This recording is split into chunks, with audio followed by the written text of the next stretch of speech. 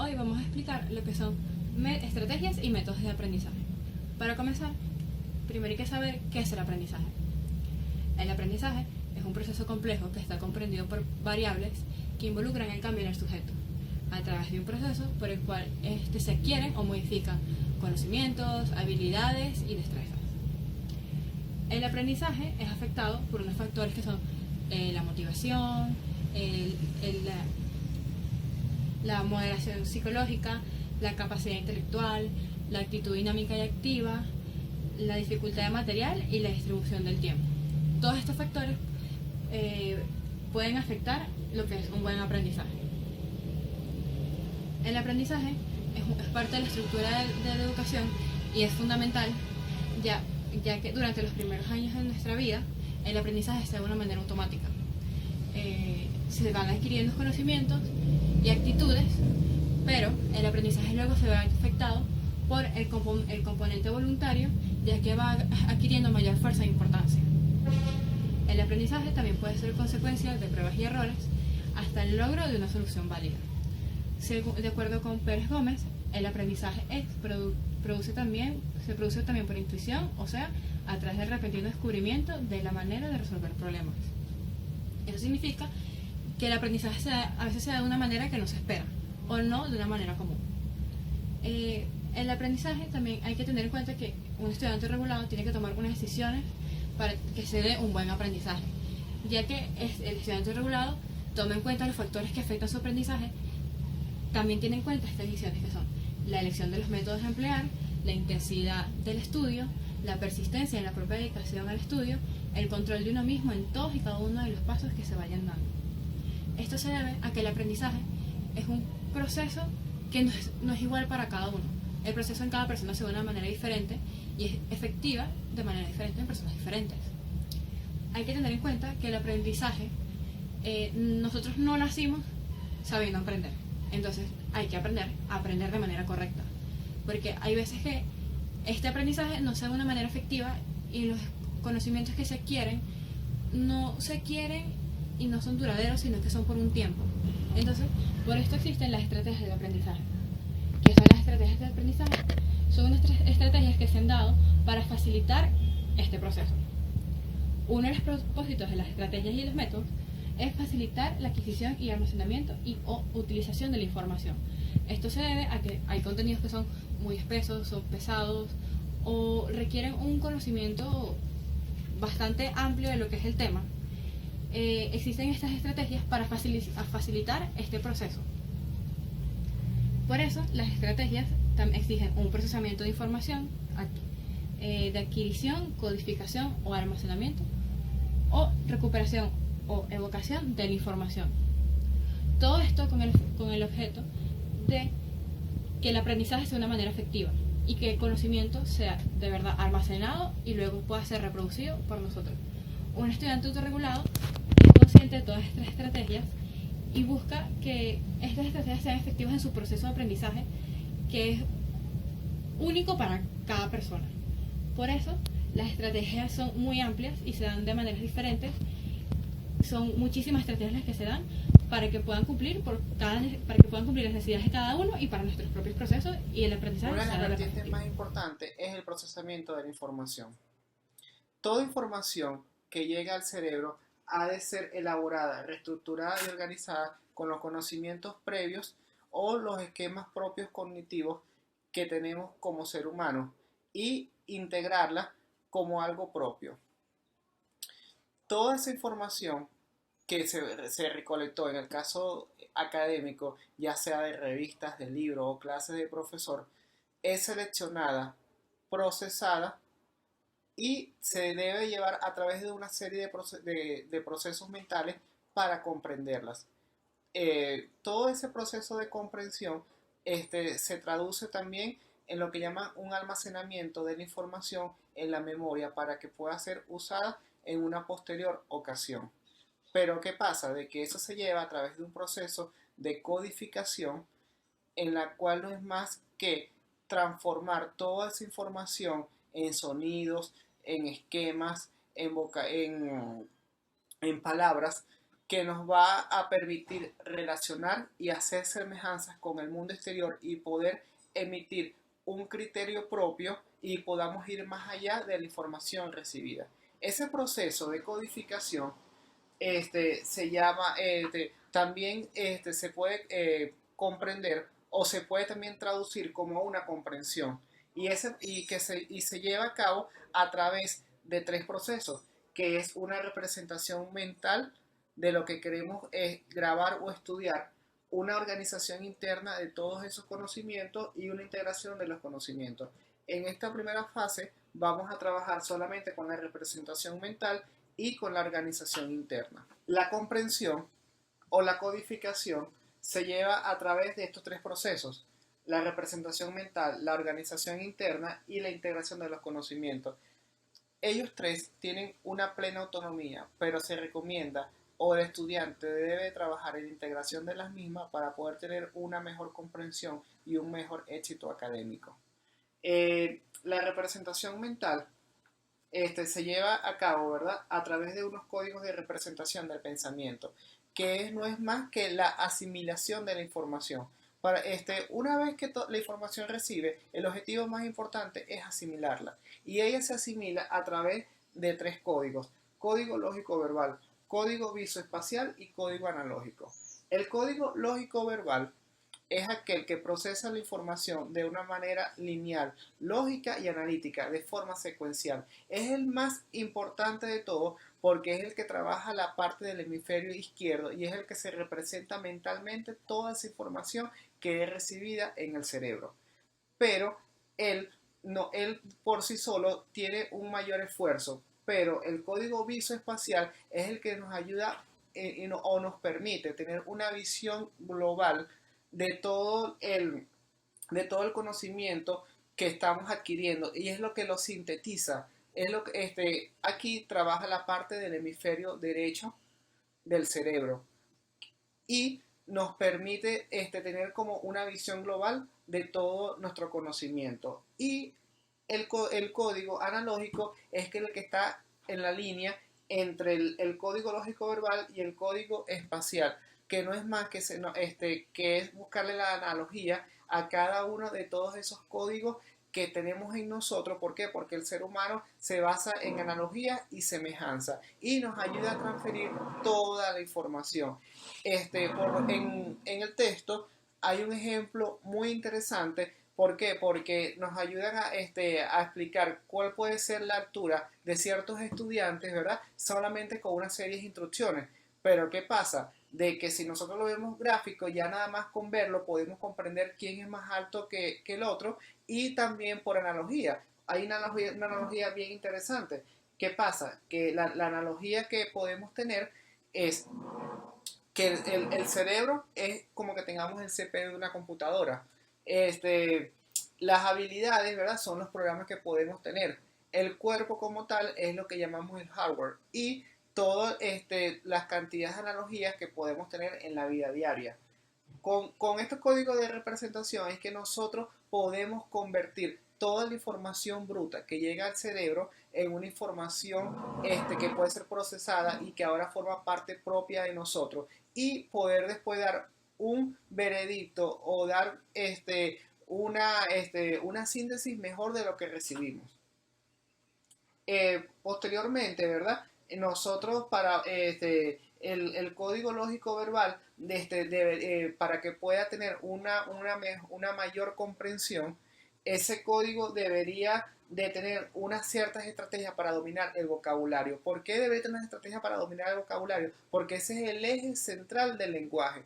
Y si nosotros dominamos bien nuestro vocabulario, nosotros vamos a poder tener un mejor comprensión de la información que recibimos. Y entonces, ¿qué pasa? ¿Qué es lo primero? Buscarle significado a cada una de las palabras que nosotros estamos viendo o estamos estudiando. ¿Qué pasa? De que ese significado básicamente se saca es por contexto. ¿Por qué? Porque todas las palabras no tienen un solo significado, sino de que dependiendo del contexto en que se encuentre, pueden variar o pueden estar muy cerca, pues. pero a veces no es más útil saber comprender una palabra por contexto que investigándola en un diccionario. No es que no nos va a permitir cuál es la traducción, cuál es el significado, pero el contexto nos va a dar nos va a dar un significado más acertado de lo que significa de lo que significa la palabra en cuestión, pues. Entonces, ¿qué pasa? De que como el contexto, ¿verdad?, es una de las bases más importantes, entonces nosotros deberíamos manejar un vocabulario común y un vocabulario específico. El vocabulario común es el vocabulario que debería fluir entre profesor, alumno o profesor, conferencista, o que es el de análisis, el de realizar, el de preparar, ese con el que nos comunicamos en clase, que nos va a permitir evolucionar o avanzar en todas nuestras actividades académicas. Pero también hay un vocabulario específico en el cual nosotros debemos hacer un mayor esfuerzo para comprenderlo. ¿Por qué? Porque ese es un lenguaje que nosotros no manejamos, y lo primero que tenemos que tener claro es ubicarlo, seleccionarlo e investigarlo por contexto, y a partir de eso empezar a hacer analogías, buscarle relación, diferencia, preparar frases, preparar actividades que tengan ese tipo de términos. ¿Por qué? Porque nos va a ayudar a tener una mejor comprensión de toda la actividad académica que venimos realizando.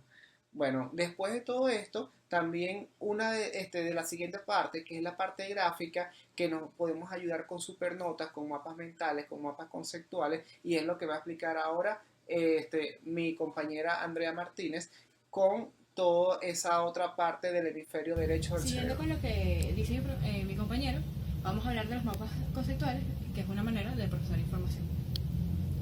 Los mapas conceptuales es una estrategia que se da con el objetivo de organizar los conceptos de una manera que se pueda abarcar todo el tema. Un mapa conceptual también se caracteriza por lo que es la jerarquización de la información. El mapa siempre empieza por lo que es el tema principal y va evolucionando hacia sus ramificaciones, comenzando por el concepto más general, yendo hasta el más específico, pero sin dejar la importancia de esta información. Si hay una información que es muchísimo más importante que un específico, siempre ir más arriba que una información, a pesar de ser más general, no tenga tanta importancia. También se caracteriza por la selección de la información. Hay información que puede ser parte del tema, pero hay que saber seleccionar qué información es verdaderamente importante y es necesaria para la comprensión de este tema. También es caracterizado por el impacto visual. El impacto visual se refiere a que cuando uno ve el mapa, se entienda lo que uno quiere demostrar y lo que se quiere plasmar, y uno no se enrede con la información y se vaya por las ramas. También el mapa conceptual posee unos elementos como lo que son los conceptos básicos y específicos para poder explicar el tema. La proposición, ya sean ejemplos, oraciones que den explicaciones, citas, entre otros, y palabras enlace para poder enlazar lo que es anteriormente, lo que son los conceptos, las proposiciones y la información que hay en el tema. Para elaborar un mapa conceptual hay que tener claro unas cosas. Primero, identificar el material con que se está trabajando y hacer una lista de los conceptos claves. Hay que primero leer, generalmente los mapas conceptuales se hacen a partir de textos, libros, artículos, entre otros, y por eso primero se tiende a leer toda la información que te ofrece el texto. Se buscan las palabras claves, palabras desconocidas, palabras importantes, palabras que se reiteren varias veces en el texto, o que, como se dice aquí, sean claves para el procesamiento de la información y se pueda entender. Luego hay que situar el concepto más general en la parte superior del mapa, y a partir de ahí se van derivando hasta llegar a los más concretos y específicos. El mapa conceptual siempre va a comenzar con el título, en el caso de ser un tema o en el caso de ser un artículo, el título del texto. De ahí se va a explicar y van a explicar cada concepto, que va a ir evolucionando y va a ir explicando de una manera más detallada el tema. Luego se van a unir mediante líneas con palabras de enlace o proposiciones. Aquí hay un ejemplo de un mapa conceptual, se ve que, al menos esto es un mapa conceptual de mapas conceptuales, aquí, que sería el título, que son mapas conceptuales, aquí tenemos una palabra enlace que representa conocimiento organizado, que es el concepto. Aquí hay una proposición que es necesaria para responder preguntas claves. Los mapas conceptuales también ayudan a responder preguntas claves. Hay proposiciones que pueden unir, hay una proposición que pueden derivar nada más a un concepto, como que un mapa conceptual representa el condicionamiento organizado e incluye sentimientos o efectos asociados. Pero hay casos en el que un concepto puede ser unido o enlazado con más de una palabra enlace o una proposición. También hay que entender que este conocimiento en los mapas conceptuales se componen de palabras enlaces, conceptos y proposiciones que siempre están en una estructura jerárquicamente y siempre están etiquetados, regularidades percibidas o patrones, unidades semánticas. El mapa mental fue ideado por Tony Boone en la década de los 90. Este sirve para ordenar ideas de una manera lógica que el cerebro pueda captar y pensar. Entre el mapa mental se encuentran las ideas generales y específicas. Entre las ideas generales encontramos que establece relaciones. Establece relaciones con colores, formas, palabras, y estas asimismo establecen relaciones con el aprendizaje multicanal, ya que el aprendizaje multicanal es el que lleva a la visión, el olfato, el gusto y eso. Teniendo relación con esto, se puede ver que al tener relación, el cerebro actúa analizando, procesando mucho más fácil las imágenes, los colores y eso. Asimismo, establece relaciones con una estrategias específicas que es la asociación, del cual que el mapa mental es no lineal, o sea, las imágenes se colocan de manera no agrupadas para que el cerebro pueda idearse algo y allí poder el pensar y analizar y captar mejor. Aquí también tenemos en las ideas generales la jerarquización y categorización. Esta tiene unas subideas que son el concepto clave. Los conceptos clave son, después de leer un texto, sacar palabras clave, de ahí, de esas palabras clave, continuar con imágenes para que el cerebro pueda entender mucho más lo explicado. Además, incluye nuevas categorías y subcategorías. Aparte de los conceptos esenciales que se encuentran en los mapas mentales, se dividen en subcategorías, que son algo relacionado al tema principal, pero con otro sentido. Asimismo, en esto también se pueden colocar imágenes que los pueden ayudar a la creatividad del cerebro para poder entender con mucho más estos temas. Además, también tenemos dentro de ellos una característica específica, que es la organización. El mapa mental se representa gráficamente, con dibujos, con ideas principales y ideas secundarias. Asimismo, también tiene relación con la asociación, ya que se asocian ideas, pero no se agrupan linealmente. Bueno, continuamos con otra característica general, que es el pensar. Este nos lleva a las palabras, que las palabras estimulan el pensamiento lógico. El pensamiento lógico es el pensamiento que la persona utiliza para las matemáticas, para el habla, para llevar registro de algo. Asimismo, el mapa mental también debe tener imágenes, las cuales estimulan el hemisferio derecho del cerebro. Este mismo funciona llevando lo visual y manteniendo énfasis en lo musical, el arte, la imaginación y la intuición. Además, el pensar en los mapas mentales es muy importante, ya que cada persona, para realizar un mapa mental, debe pensar primero qué palabras y qué imágenes claves colocar antes de realizar este mapa mental, para así poder tener una mejor comprensión y una mejor idea de lo que se está hablando.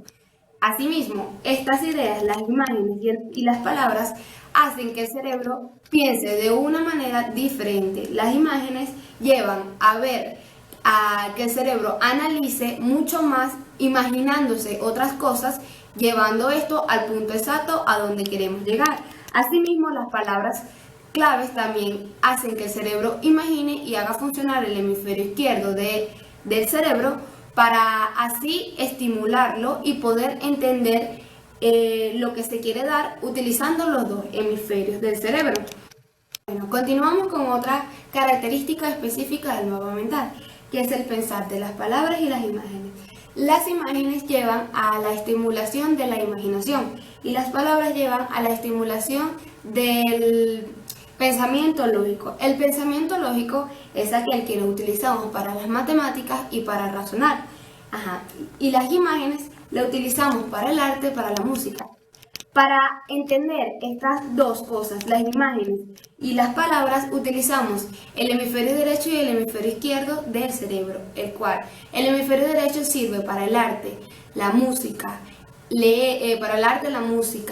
la imaginación y la intuición, y el hemisferio izquierdo del cerebro sirve para los números, para razonar, para la lectura, para el lenguaje y para el razonamiento.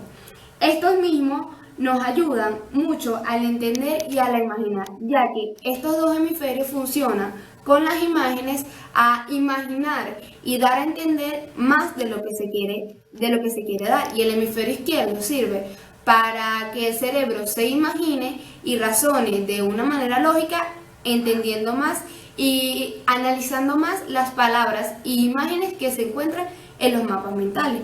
Continuamos. Aquí observamos de los mapas mentales las características complementarias de los mapas mentales, que son: para uno realizar un mapa mental, primero se debe colocar el tema del que se va a tratar en el medio. Luego de ahí van a salir flechas, de la cual vamos a tratar los temas principales y los temas secundarios. Los temas principales se deben tratar con letras mayúsculas y los temas secundarios se van a poner en letras minúsculas. Asimismo, vamos a colocar palabras claves más dibujos claves. Esto no tiene que ser no lineal, ya que para que el cerebro y el ser humano puedan entender de una mejor manera y analizar y pensar, dar su propio pensamiento a lo que está viendo o a lo que está escrito en el mapa mental. Además, tenemos los registros sensoriales del cerebro, que son los cuales nos ayudan a entender las palabras, las imágenes y los vistos en los mapas mentales. Los registros sensoriales para realizar un mapa mental son la memoria a corto plazo, la memoria mecánica y la memoria a largo plazo. La memoria a corto plazo es la cual retiene solamente por 20 segundos lo aprendido, aquello que no se presta atención. La memoria a largo plazo es la que obtiene pensamientos ilimitados, o sea, se quedan en el cerebro los pensamientos o estudios o cualquier tipo de cosa por un largo periodo de tiempo. Y el pensamiento o la memoria mecánica se trata de aquello que sin comprender se olvida con facilidad, porque se aprende memorísticamente y por esa razón se olvida con facilidad. Luego tenemos los cuadros o tablas. Los cuadros o tablas sirven para clasificar estructuras sobre las organizaciones o información. Además, que nos permite ordenar los temas desde conceptos generales a los más específicos. El paso para realizar estos cuadros o tablas son leer muy bien el texto. Luego de leer muy bien el texto, volver a leer para tener ideas más específicas. Además, sacar ideas claves, principales y secundarias. Asimismo, el cuadro o tabla nos lleva al código lógico verbal. El código lógico verbal nos dice que está constituido por palabras, procesos de información de forma lineal, analiza de modo secuencial. Asimismo, el cuadro o tabla se analiza de modo secuencial y lineal. Aquí tenemos un ejemplo de un cuadro o tabla, cómo se realiza. Aquí primero colocamos la idea general, luego vienen las ideas principales y luego vienen las ideas complementarias, que se pueden llamar así, o ideas secundarias. Luego de esto están los detalles. El cerebro a veces se le hace más fácil por el código lógico verbal aprender de esta manera lineal. Bueno, luego venimos a poner los cuadros o tablas. Estos sirven para clasificar la estructura sobre cómo se organiza la información que se puede presentar. Es una síntesis gráfica que nos permite ordenar los temas desde conceptos generales a los más específicos. Los pasos que se utilizan para los cuadros o tablas son lectura rápida del texto, volver a leer con más calma para encontrar las palabras claves, luego sacar ideas principales y secundarias. Ahora, este es un ejemplo de cómo se hace un cuadro o tabla. Primero se coloca la idea general, luego las ideas principales, posteriormente las ideas complementarias o ideas secundarias, luego los detalles.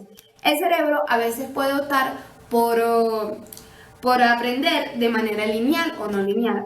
Los mapas mentales tienen una función de que es no lineal, ya que el cerebro se imagina y de esa manera aprende o estimula los dos hemisferios del cerebro para así aprender y grabarse, tener una memoria a largo plazo de lo que se está viendo o exponiendo. Además, el cerebro con los mapas mentales funciona en que él trata de imaginar lo que está escrito, de la palabra que está escrita o de la imagen, trata de imaginar más allá de lo que ve.